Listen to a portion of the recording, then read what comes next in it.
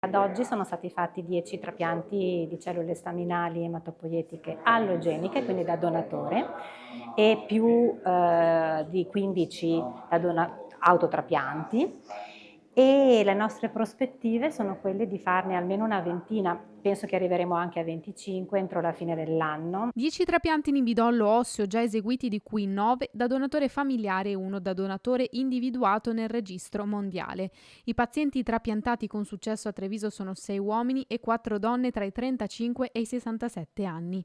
Con questi interventi e ai restanti in programma entro fine anno, l'ULSS-2 punta a ottenere nel 2025 il prestigioso accreditamento europeo IACI. ULSS-2 che mira a diventare centro di riferimento del territorio e dell'Europa per i trapianti. È per questo che si sta anche pensando a creare delle aree di sosta per i familiari dei pazienti. Abbiamo ovviamente la possibilità di creare, con lo spostamento della cittadella, nuova cittadella, delle aree libere, soprattutto vicino al Verde, vicino al Sile, dove volevamo creare delle aree camper per chi?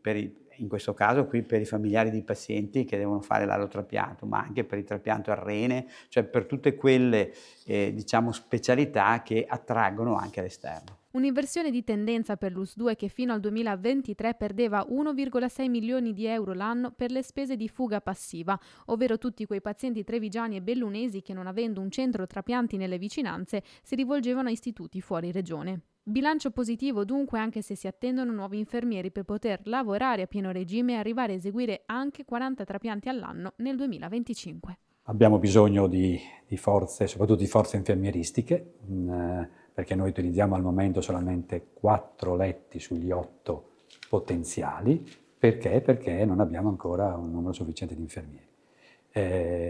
Quindi se questi arriveranno sicuramente ci sarà un'accelerazione notevole.